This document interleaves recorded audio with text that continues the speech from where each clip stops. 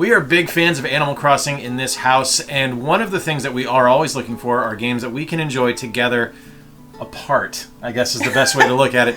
And Cozy Grove is one of those games. What's going on, everyone? Jay here from Square Pegs. With me today is Meridith for the next edition of He Played, She Played. Now, I know we were supposed to be doing Far Cry Primal for this one, but I'm going to be honest with you. I'm still mad about it. Victor's still mad about it, and it's not really our game. I tried it. I just couldn't get into it. So we are going to be doing Cozy Grove here. You will have an opportunity to once again vote for a game that Victor will be picking at the end of this. So Meredith, what are we playing today? Cozy Grove, the cutest game ever. It really is. It is an island full of undead bears, and you are on a quest to release their souls to make them happy. I don't really know. I've been playing it now for about 10 days. Meredith, you've been on it for 2 days? I've only been on it for 2 days. Yeah, she's been on it for a couple of days, but she's been watching me play it, and we've got some opinions, so let's talk about it. So for those of you that are new to the channel, the way we do our reviews is we talk about 4 categories. We talk about the looks, we talk about the sound, we talk about the gameplay, and we talk about the aesthetics. Aesthetics are a catch-all, which basically include anything that doesn't fall into the other categories, and this game is dripping in aesthetic. It has a particular mood, and I think it lands it. Now, normally it's just me babbling incoherently for about 10 minutes about these games, but today I have a fellow babbler. Who is it? Meredith. It's Meredith, my beautiful wife. She is here with me talking about Cozy Grove, and we are super excited about this. Before we get into the review, I do want to let you guys know we did receive this game as a review copy from Pop Agenda, so big thank you to them. But I can tell you without hesitation, bit of a spoiler warning here. This is something Meredith is going to be buying anyway. Oh, yes, I am. As we have 3 Switches in the house, so it's something that she's going to want on hers. So to kick things off, I think the most apparent thing about this game is its look. I like how it looks like it's hand-drawn. Yeah, this feels like a cartoon. The way I described it, like the first time I played it, it kind of just stuck out to me. It was like, this is like, what if Animal Crossing and Don't Starve had a very cute baby? Because it takes the adorableness of Animal Crossing and kind of the spookiness of Don't Starve and squishes them together. And you would think that would be an ugly child, but it's not. It's so cute. It works so well. It's so sweet. Your character is adorable. Your Spirit Scout is fantastic. All of the different bears and stuff that are on the island are amazing. And I love the environment. And it's really interesting because you have different biomes almost throughout the entire island. You've got, your general, foresty area. You've got sand. So it's kind of like New Horizons in that regard, where you've got that. But you get your island and then a beach. Yeah, and there are seasonal changes. We have noticed that we're in the summer season right now. This is actually for the summer update that just came out, where you're able to get neat seasonal items that add some flair to your game. Like I was able to build the lei stand, which as a tiki file and someone who loves all things Hawaiian, I was pretty stoked about that. I got a palm tree. You did get a palm tree. You also figured out how to use the fireworks. I did, yeah. So you have to toss things at these little imps, because if you get too close to them, they disappear like scared ghosts. But if you throw things at them, they somehow don't get scared by that, and they will use them and eat them or do whatever they do with them, and it's really stinking cute. Yeah, it is cute, and they give little hearts over their heads when that stuff happens, and you're able to, get items from them, and those items allow you to make other things. And there's also a system where you're able to get items in the game from mail. And I got an anglerfish chair, which Meredith is very jealous of. So jealous. It's a really cool chair. I kind of want it in real life. Yeah, it would be nice to have down here in the basement. It wouldn't be too bad. Fit that. Too many games. Okay, no such thing. But so that takes us into the sound, and I think the sound is one of the more understated parts of the game, because it does have a good soundtrack, but it's not all encompassing. Like with Animal Crossing, there's a lot of tap your foot to the music tunes. Like you got the entire KK Slider subgame, and the music that changes every hour is really good. This game, though, it's super subtle.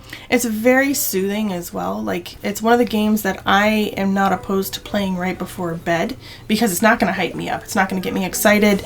I actually like to listen to it right before bed because it calms me down. I agree. It's very nice. It's very relaxing. It's not something where if I play it before I go to bed, I think I'm going to be up wondering what to do. No, even Victor has said that he really likes it. And that's a bonus. So yeah, if you've got kids, this is a good game for them to play before bed. You don't have to feel bad about them playing this game right before it's time to go to sleep, because they're not going to be up, all wound up because they got offed by their buddy in Fortnite or something like that. No, it's kind of like reading a book. It's very calming. Yeah. Where the game really kind of sets itself apart, though, is by embracing the gameplay that kind of puts it in lockstep with Animal Crossing, interestingly. At least for me. Animal Crossing to me kind of feels like a chore. I love Animal Crossing, but it's something where there's a point where the game gets overwhelming. and you can't. If you miss a day, it's hard to get back to it and keep going because the weeds, man. The weeds are just forever there. And one of the things I really admire about Cozy Grove's gameplay is, one, at least from what we've experienced so far, there's not island upkeep you have to worry about. No, but you do have to go back and visit and do a chore for each person that you've kind of unlocked each time. So I can see how if you play it for days and days on end, it would kind of feel chore-ish like Animal Crossing.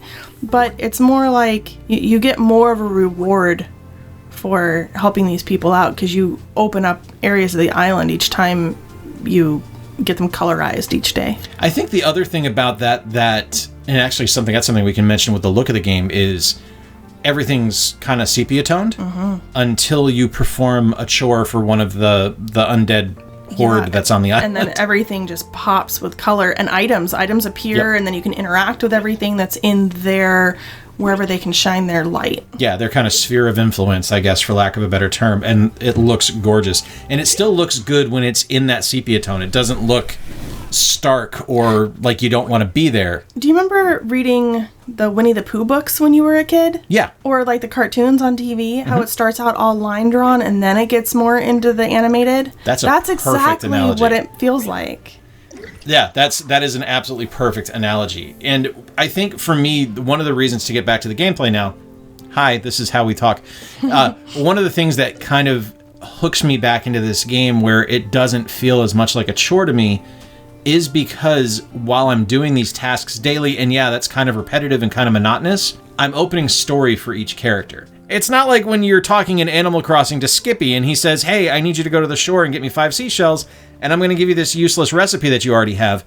In this one, when you perform these tasks for people, you actually kind of unlock their backstory, and the goal is to fill up their hearts over their head so you can keep learning more and more about these characters. Have you filled anybody's heart yet? I haven't. I'm like halfway there on the Postal Bear because he's my favorite one. Yeah. Like I can't remember his name, and I feel bad now that I've said that, but I really like that he's a postal worker and his story's been really compelling to me. I also like the tree lady. I like the sea captain. The sea captain is fantastic. He is not a bear. He's a seagull. He started out as a bear. He did start out as a bear. He became a seagull because of how he lived his life. How he loved the sea. I'm stuck on a quest for him right now. I need to make him a tea egg, and I don't have the materials for it yet because Mr. Kit doesn't carry them, and I can't find them in the wild. Okay, breathe. Mr. Kit is the game's Tom Nook. He is not Tom Nook, though, because he's not a shyster like Tom Nook is. But he's a really cute fox. He is a cute fox. He's a giant, very tall, cute fox. And he has a rat that lives on his head. He does. He does have a rat that lives on his head. This game is kind of a joy to play. There's some things I don't care for it. Gameplay-wise, there's some things I don't care for. The throwing of the items, not on land, that doesn't bug me so much because I kind of like beaning the imps with stuff. But trying to skip the stones into the clams' mouths. I think that's the worst part of the game. It's the hardest part of the game. It's really unforgiving. It is difficult. It's not like... This isn't like playing a game on, ultra difficulty and being killed in 2 seconds difficult. It's just, damn it, I threw that. Why didn't the clam eat it? And also, it doesn't explain to you that you need to do that. Like you get skipping stones in the game and it doesn't tell you to throw stones at the clams. Mm-mm. It just is like... But it'll give you an icon there. There's a clam off screen, so at least you can skip to something that you don't see until you start skipping. It's a little odd. Like I think there could be more explanation, more kind of text going on there to explain what you need to do. For all we know, too, come in the future, somebody might explain that to us. That's true, too. Yeah, we're kind of just finding stuff as we go. And that's another thing I actually kind of like about the game is that it's slow discovery. And one of the things, actually, I was watching Meridith play, is there's a particular part that she unlocked on her island where it tells you, hey, if you get light to light up here, you'll have an entire new area lit up automatically. And I didn't notice that when I played. I completely missed that dialogue, so my mind was kind of blown on that. I was like, oh, that's amazing. And that made me want to complete these tasks to get there and get that lit up so my island could be bigger and prettier. And one of the other things about items that's neat in there is you can build different items with a maker and put them in your campground area, and you have these little different types of pet birds. Sorry. Well, both are fine. Burbs are birds. It's okay. We have a seagull that's a bear. It's fine. these little pet birds, and depending on what you put around them, their hearts will increase, or if you take that away, it'll decrease. So everybody's got their likes and dislikes, and it's really kind of neat to figure out how you're gonna, it's almost like a puzzle, how you're gonna arrange your space so everybody's happy. Yeah, and it's not just the people, it's also like the plants you put down. You get like, better. My pears are happier if the pears are next to the other pears. I thought that was really cool. There's a lot of little attention to detail in this game, and that kind of takes us into the aesthetics here, because as much as we love the gameplay, as much as we love the look, as much as we appreciate the sound, the game has set a mood, and it has fully embraced that mood, and it just thrives in it. It's a very simple game. There's not a lot of complex menu systems or anything here. It's just a start, continue, done. The biggest thing in the game is your whole goal is to help. Yeah. And be cute, because your little character doesn't walk. No, it bounces everywhere. Yes, and if you hold down the run button, she kind of like pogo stick hops everywhere. It's very cute. I need to go play now. So yeah, the aesthetic of the game it's adorable. We really love this game. And I got to be honest with you, when I got the code for this one, I wasn't expecting to enjoy it as much as I have, because I kind of judge all things like this against Animal Crossing, and that's a really high bar to cross for me. I'm really grateful you got it. I am too. I'm really grateful that we got it. I'm really grateful to Pop Agenda for believing in us and letting us do this video for you guys. And I'm just really thankful to Spry Fox and the Quantum Astrophysicists Guild for making this game and putting it out, because this is the type of game that after a year like we just had in 2020, we just kind of need. Yeah. It's a game that's full of hope and happiness and joy and help. And I think that's kind of remarkable. And dead bears. And dead bears. Because who doesn't love a dead bear? Oh, gosh. Okay, no one likes a dead bear. But anyway, Cozy Grove is out now. It's on the Nintendo Switch eShop.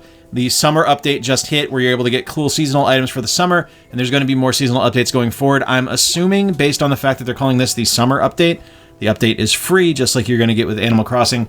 But the best part about this game is it is only $14.99. It's an absolute steal for the amount of content you get. Absolutely worth every single penny. Okay, so final thoughts on Cozy Grove. I'm absolutely loving it. Really, really appreciate Pop Agenda giving me a review code for this one. I think it's something that we're both enjoying. Absolutely. And I'm pretty sure you're going to be buying your own copy of it, just so you can have it on your Switch, so we can play it at the same time.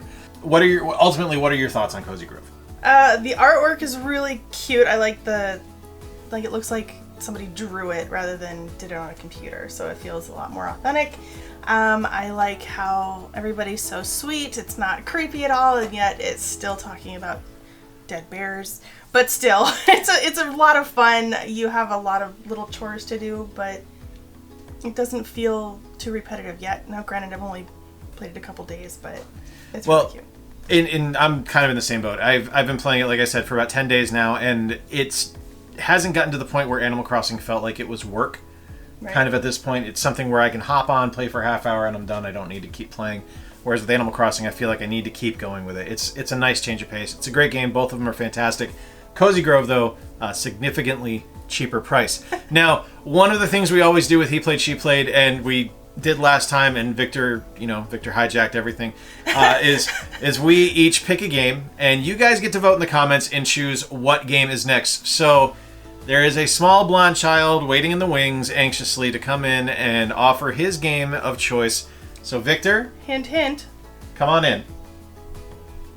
He's upstairs. Are you serious? He went upstairs. He had one job. I had to brush my hair. Oh, okay. Well, aren't you? All right. Victor, come on in and show what game. It's right behind you. Come on in.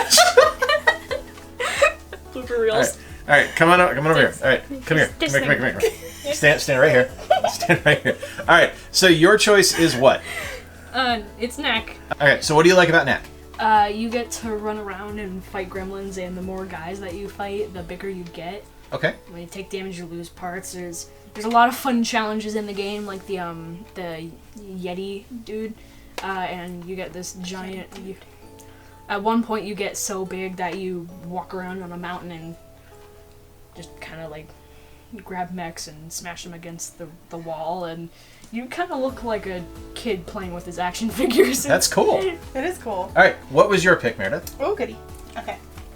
No, you can stay. Okay. You stay. I got a hat in time. Okay. Yeah. Now, why did you pick A Hat in Time? Well, it's a game that I have been talked up quite a bit. It looks really cute. I really like the artwork. Apparently, it's like the theme today. I just like it. It's a really cute game. It's been talked up quite a bit for me, and it's been way too long since I first saw it, and I really want to play it, so this is my excuse to play it. Okay, and my choice is Lego City Undercover. Lego City is one of my favorite games. I played it on the Wii U. I have it on the Switch, obviously, and I've 100%ed it once, and I'm working on it again. It is an open world game in the LEGO universe, and it is just a ton of fun. So please be sure to vote in the comments down below. Please hit like, please subscribe if you enjoyed today's video and you want to see more stuff from Meredith and I and from Victor. Victor's actually going to be in a video later this week where he is going to be playing 5 different Donkey Kong games in celebration of Donkey Kong's 40th anniversary. I'm so excited. What game are you looking forward to playing the most? The original? Yeah, probably. Just Donkey Kong. Okay, just classic Donkey Kong. So we're looking forward to that. Now, he has never played any of these, so that is a bit of a spoiler preview for you guys coming up. Until next time, I've been Jay. I've been Victor. I've been Meredith. Remember to play more games, stay square, and take care. We'll talk to you soon. You guys should pick my game. Stop being cute.